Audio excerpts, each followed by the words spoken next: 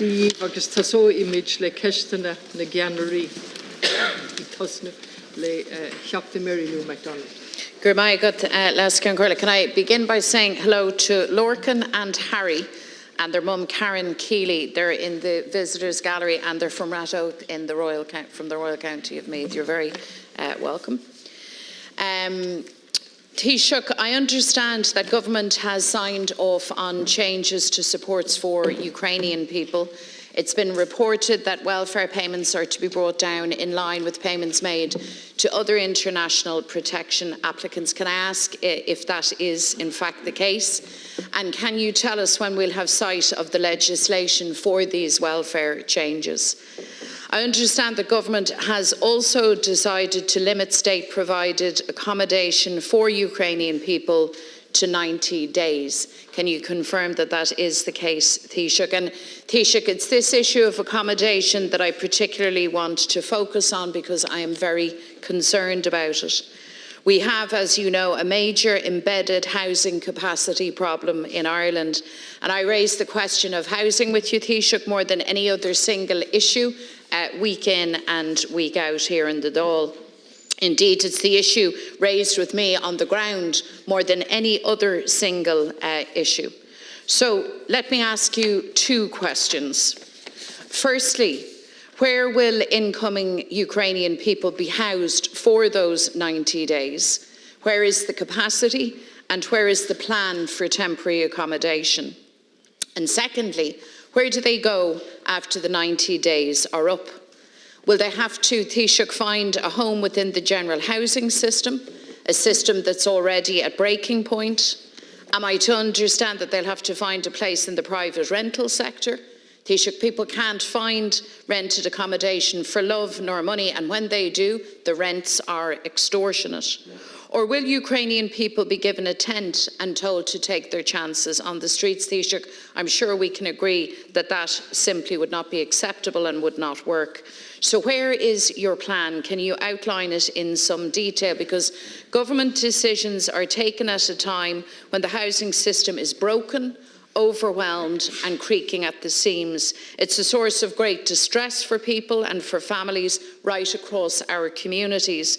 The stories of young families in emergency accommodation, young people raising their own families in their parents' box room, people unable to find affordable rental accommodation, not to mind buying their own homes. So Taoiseach, có will an plan agat ag an Oireachtas. Tá ar gcóras tithíochta faoi bhrú ulmhór, tá daoine ag éire an rud ceart a dhéanamh ach caithfí an Oireachtas an plan a haspáint doing.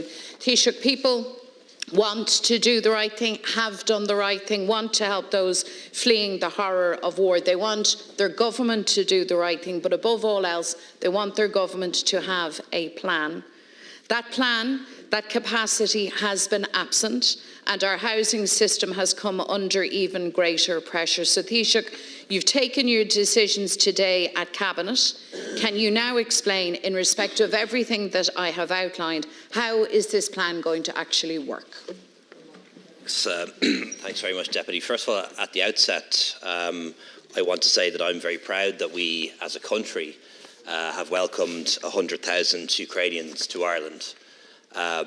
And that was done at a time when their country is being attacked, is being invaded, and Europe, all 27 countries, including Ireland, opened our doors to people from Ukraine. Some of us indeed opened our houses to people from Ukraine.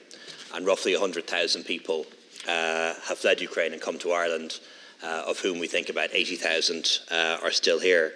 And of course, they continue to come. And I want to say very clearly that Ukrainians who are fleeing the war in Ukraine will remain welcome in Ireland, just as they are welcome in every member state of the European Union, all 27 countries, and that isn't going to change. However, we have decided to bring what we offer Ukrainians fleeing here into line with what is offered in other Western European countries, very often countries that haven't welcomed as many Ukrainians as we have per head of population.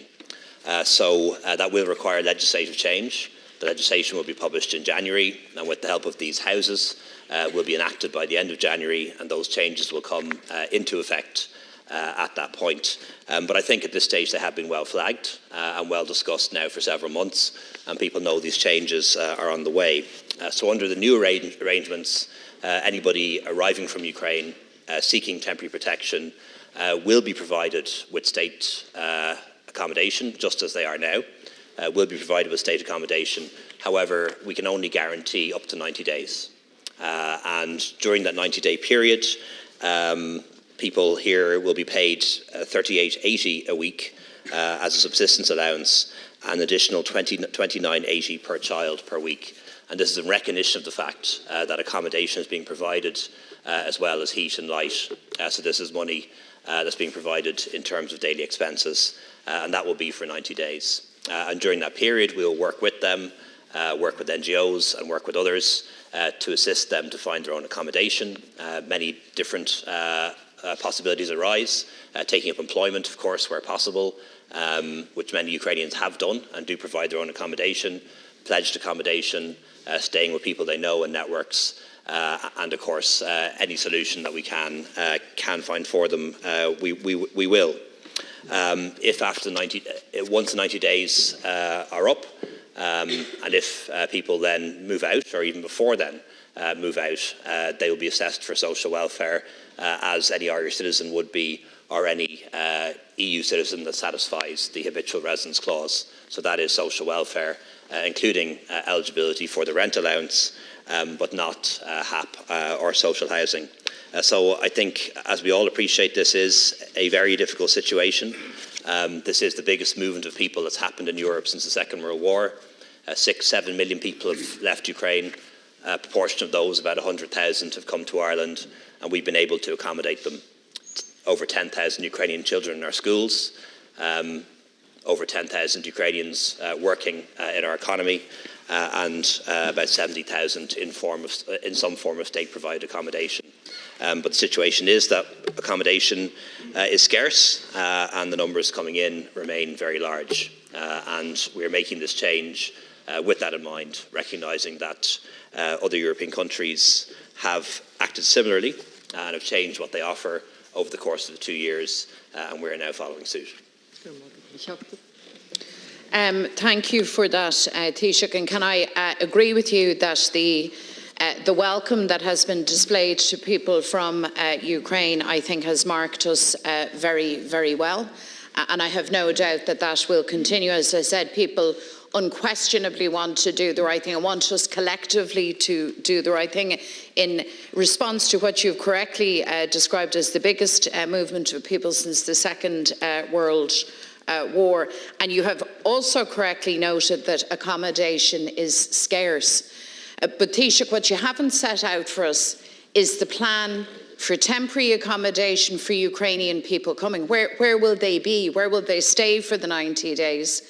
And then crucially, where do they go after 90 days? Do you expect or do you anticipate that they would seek accommodation in the private rental sector? That is already at breaking point. What is your plan? What are your plans in terms of accommodating people? In everything that you said, and let me appreciate the fact that you've clarified the government decisions, but I am very, very concerned that there is no plan to accommodate for temporary purposes or indeed when the 90 days expire. Thanks, Deputy. We are confident that we will be able to provide that state accommodation for those 90 initial days to give people who come here from Ukraine a chance to establish themselves and a chance to find their own accommodation, own employment, whatever they can manage to do. And some of that accommodation already exists across the system. As I mentioned already, people who have moved into state accommodation from Ukraine don't always stay there. Some have moved on to find their own accommodation. Others have moved on to other parts of the European Union. So accommodation does become free in the existing former hotels, former B&Bs. We also have the modular homes, which the OPW is building. We have the refurb programme, which is taking old buildings and bringing them back into use as accommodation. So all of that will continue. And we've already managed to find accommodation for over 70,000 Ukrainians.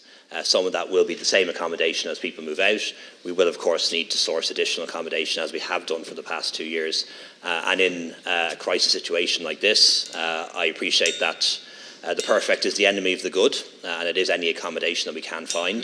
But in a lot of cases, there's going to be former hotels, former B&Bs, and refurb buildings.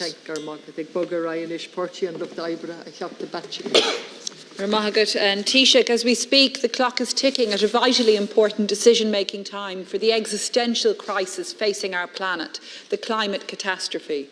Ma anan cursi maratá, der na náisiún aontaithe gur taobh 3 céim Celsius atá ná doing a bheith ina tubáiste aráide. So we know that nearing the end of the hottest year on record, it is vital that we see a strong agreement coming out of COP28. And it's appalling to see that the conference is still running on as we speak due to the failure to reach an agreement. A failure that it appears has resulted from the sabotage of a stronger draft wording which has clearly been corrupted and been scuttled by oil barons and by petrostates. And this is deeply concerning because we all know it's not enough merely to reduce our consumption of dirty fuels, fossil fuels. We must phase them out altogether. And while events like COP are important, we need to be judged by our actions and not just our words. As Cara Augustenberg points out in the Irish Times today, in Ireland we are relatively well placed to make the transition on climate compared to other countries. We're not reliant on oil or coal exports. And while no one would argue that the transition away from fossil fuels will be easy, nonetheless, relative to other countries, it should be easier for us.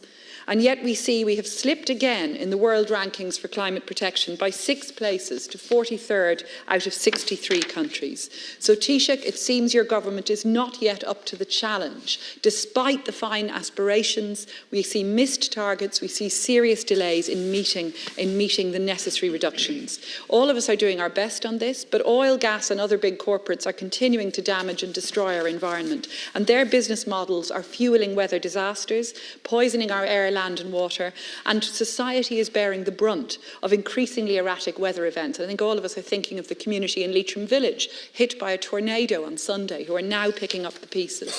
So Taoiseach, the challenge is urgent, but all too often there's a perception that the onus of change and of picking up the pieces is left to the individuals and to local communities, and big businesses are getting off scot-free. So we do need to hold companies to account, because we know that climate transition will not only improve our lives, it will meet our, not only do we need to meet our legally binding targets for the sake of the planet, but by doing so, we're improving our lives and we're improving our communities, because we know that we need to address the health implications of fossil fuels too.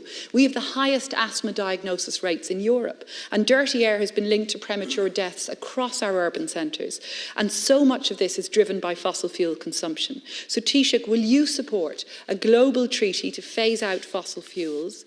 Will you oppose the plan that the next COP, it seems, may be held in another petrostate? And will you, here at home, take the necessary action to meet our emissions reduction targets? Will you introduce Labour's €9 per month climate ticket to help support a move away from fossil fuel transport? And will you further incentivise cycling and active travel infrastructure and give our climate targets meaning? Thanks, Deputy. I think, as I said in this House before, I believe that climate change is the biggest threat that's facing humanity at the moment, and we have to be the generation of politicians that turns the tide on climate change and also on biodiversity loss. We can do that in many ways. First of all, by reducing our emissions, and our greenhouse gas emissions are falling, although not fast enough. However, when you look at greenhouse gas emissions per capita, they have fallen considerably in Ireland in recent years. We also need to scale up adaptation, because unfortunately so much of climate change has already happened, is baked in, is inevitable. So we need to scale up in terms of adaptation.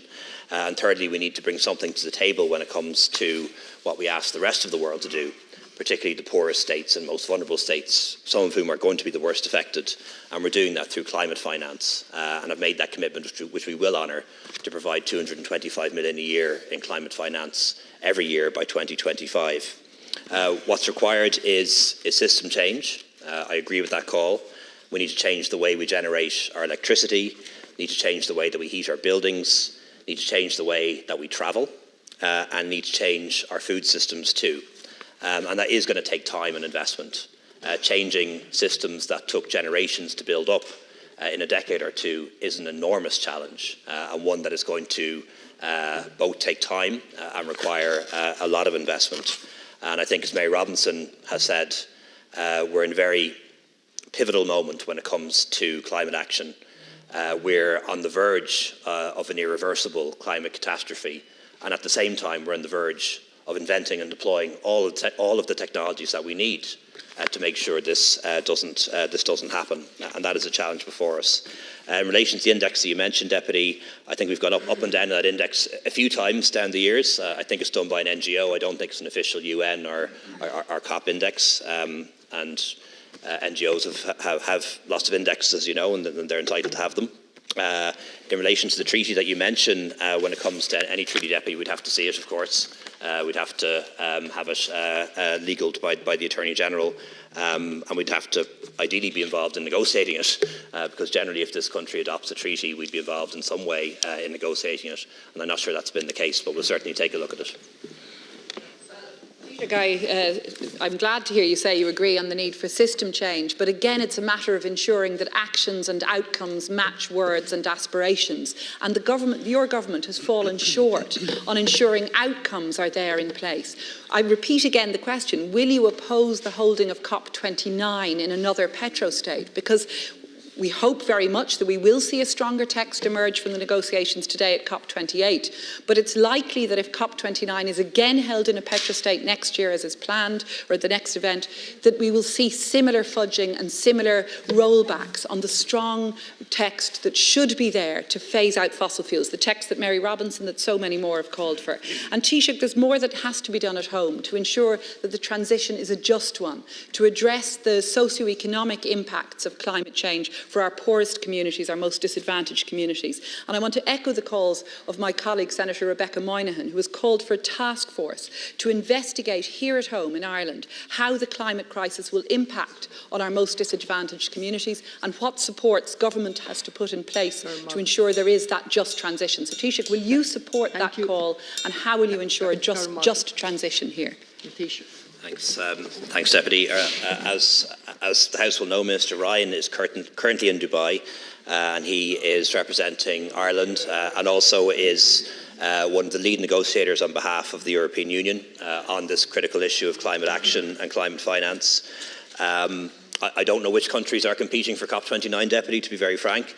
We certainly prefer that it be in a country that has a good record on climate action rather than one that might be resisting climate action, but I'm not sure which countries are offering to host at this stage. The EU's position, and the one that Ireland is advocating for at COP, is that climate should be at the centre of all financial and economic decisions, and that international financial flows should be consistent with the aim to keep global temperature increases as close to the 1.5 degrees as possible by 2030. We've been to the forefront of negotiations on loss and damage, and I was happy when I was at COP to announce 25 million towards the newly established Loss and Damage Fund. This is one of the highest per capita contributions of any state. We've also committed, as I mentioned earlier, to 225 million per year in climate finance by 2025, a doubling of our previous commitment, and we are on track to meet that. Ag bugger Ryan ish, could you people for profit solidarity? Ich have to Richard by Barrett. Taoiseach, we're approaching Christmas, and Christmas is normally a time of celebration, rest and peace.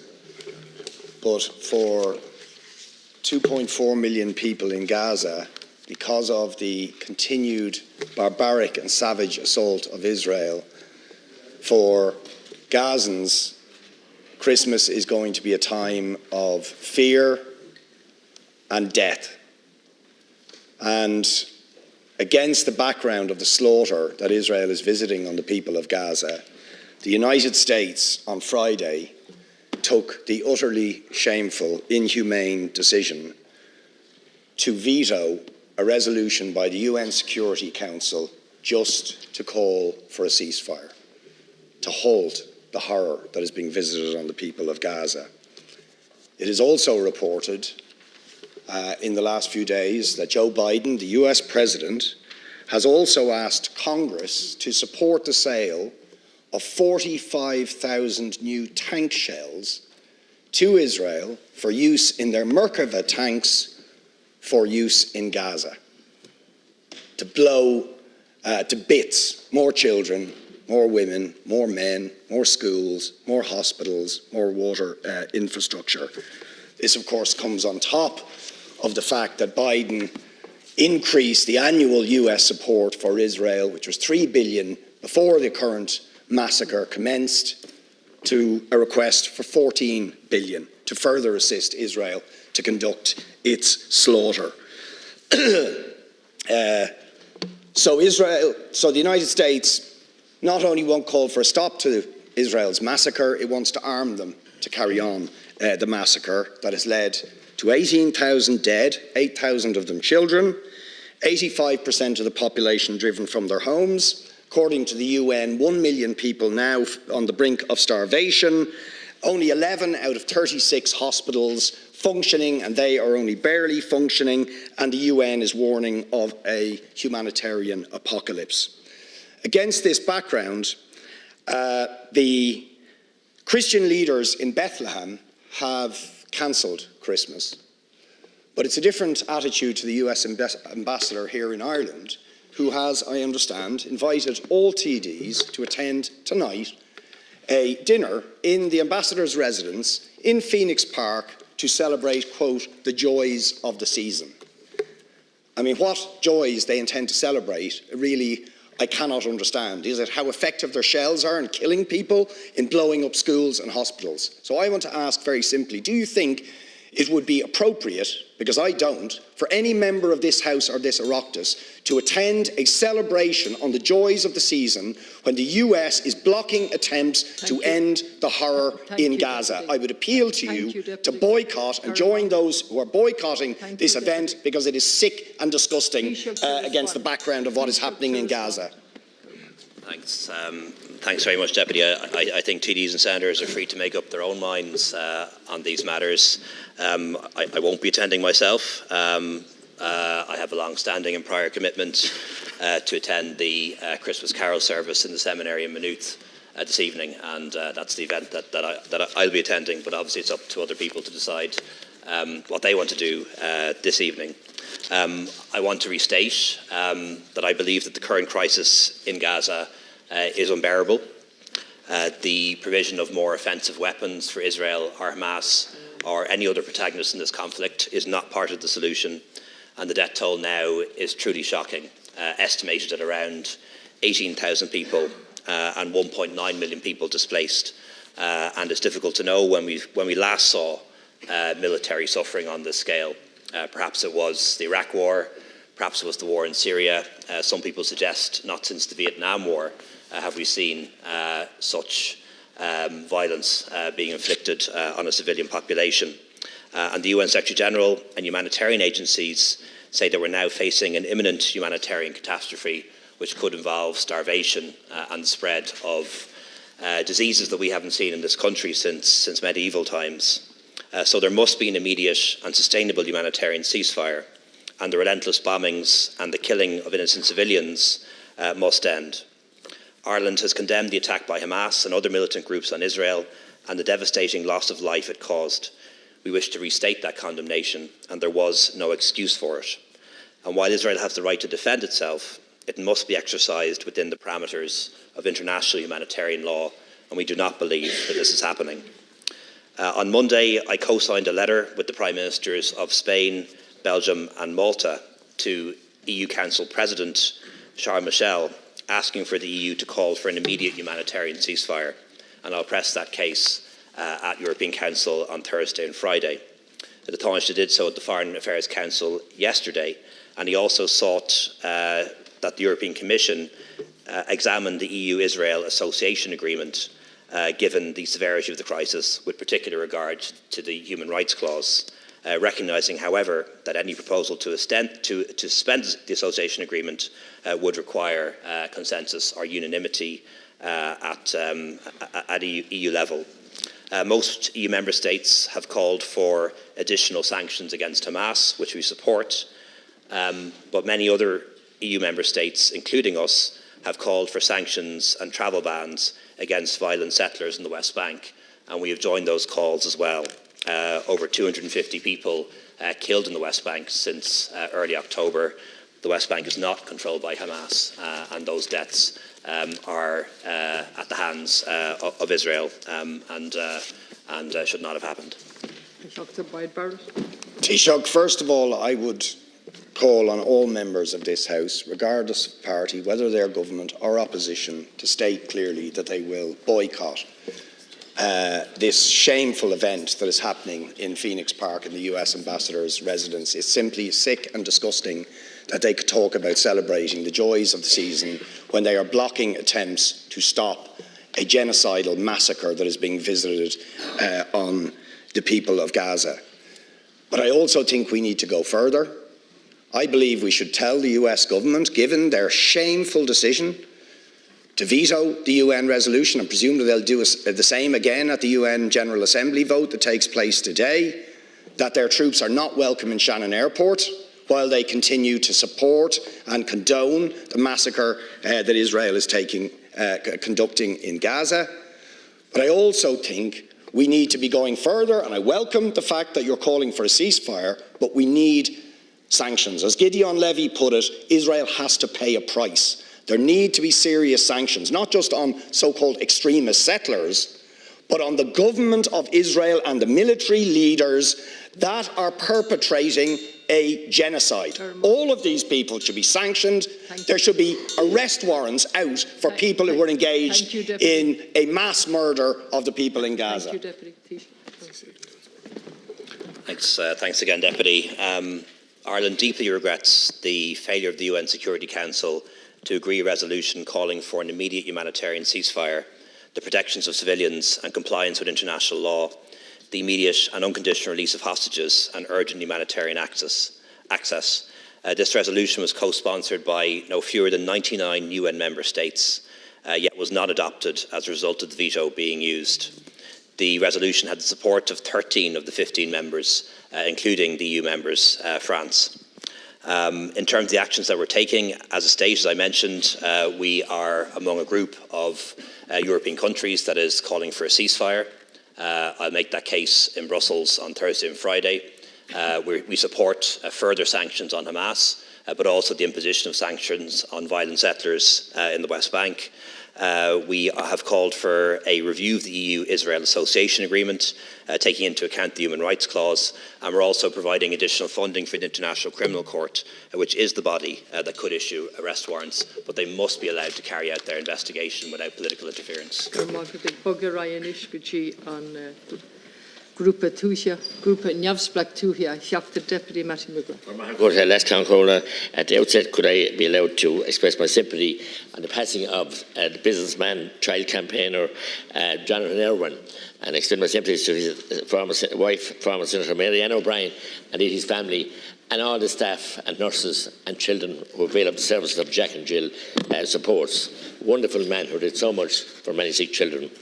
Taoiseach, yesterday morning, William Porter from County Donegal gave a harrowing account on Highland Radio of the false allegation made against him by Tusla social workers had on him and his family and children, the devastation. Tusla social workers falsely accused him of child abuse of his own children. Tusla has now given him an official apology, and of course after a High Court case the state must pay compensation. Deputy Doherty raised this here last week with Minister O'Gorman. I've spoken to William Porter, and what is deeply troubling with this case, it appears that there has been state collusion by Tusla and the Gardaí in the Republic and the PSNI, Child Protection Services in Northern Ireland, to frame an innocent man for a crime he did not commit and deny him access to his daughter for several years. This is shocking. I can remember the Dowra case with the former Mr. Sean Doherty and the 4R, and there was no child abuse, but this is outrageous. The scandal is just the latest of a strong list of scandals, including Tusla, that drip feed on us every week, which are wreaking devastating consequences on families and children. A study by UCD School of Social Policy published in June revealed that teenage girls taken into care by Tusla and accommodated in private residential care were being trafficked for sexual exploitation by gangs of predatory men. That was last June.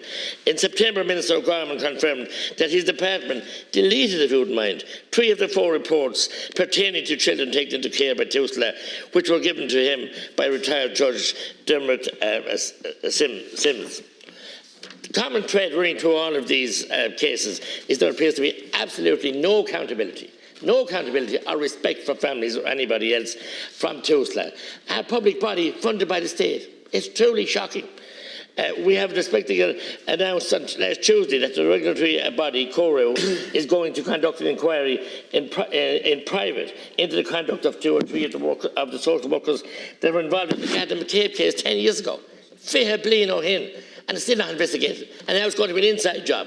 This is just beggars belief. Taoiseach, will you accept that Tusla, which is a decade old in this January, is totally unfit for purpose, is totally out of control, has no accountability, and listens to nobody? And will you hold a public inquiry into that, Taoiseach, because it's so badly needed? I must remember that Tusla is a public body, as I said, paid for by the taxpayer, and has a fundamental duty of self-scrutiny in pursuit of the interests of high standards.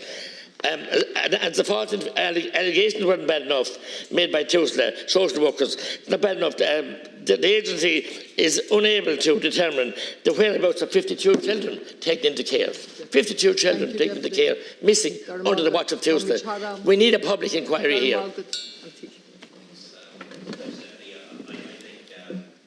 think Tusla has an extraordinarily difficult job to do. And I think the people who work in Tusla are very committed people who do work that I think very few of us in this House will be willing to do. They look after children who have been abandoned and abused by their parents. They look after children who have come to this country unaccompanied. They look after children who have endured horrific neglect and abuse.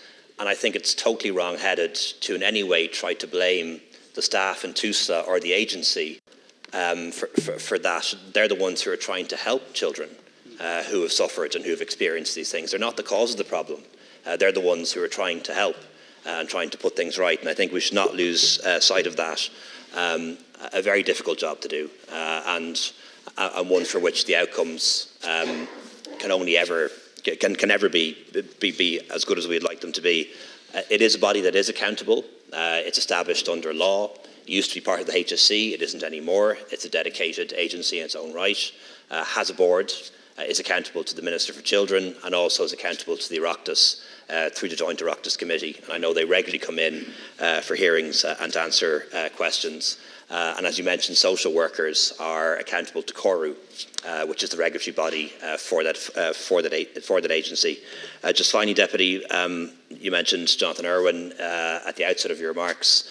Want to join with you in recognising his life and contribution, and extending my condolences to his wife and friends and family. He was a fine man, not somebody I always agreed with, but somebody who I know always had the best intentions. And one area I know we worked on very closely when I was Minister for Health was reforming the rules around medical cards for children with profound disabilities. At the time it was means tested, and we changed the rules so that any child who had a terminal illness, who was end of life, and any child who had a very severe disability was in receipt of the domiciliary care allowance payment automatically got a medical card, regardless of their parents' means and incomes. And I think that was a very significant change that was made at that time, and he contributed to that change in policy. I want to recognise that in the House today. Thank you for that, but the reply regarding Tusla, there's a lot of good work done by Tusla, we accept that. But if you're going to allow public bodies like this go off and carry on all these improprieties, 10 years later we're investigating what was done to Jerry McCabe. How do they do it and get away with it if they're going to get a flag of honour from this House? It's unacceptable. Deputy Drucken has spoken in this House several times about the situation regarding when a mother reports sexual abuse to Gardaí, Tusla get involved, experts appointed, family court accused the mother of parental alienation and recommend that custody be given to the perpetrators.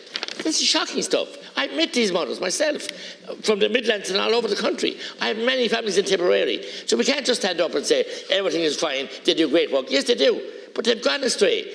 They were a part of the HSE, just hived off with absolutely no proper functions or diktat. But we need a public inquiry here. And you standing up defending your work and praising him is not acceptable. The lives have been destroyed. The 52 children have been missing.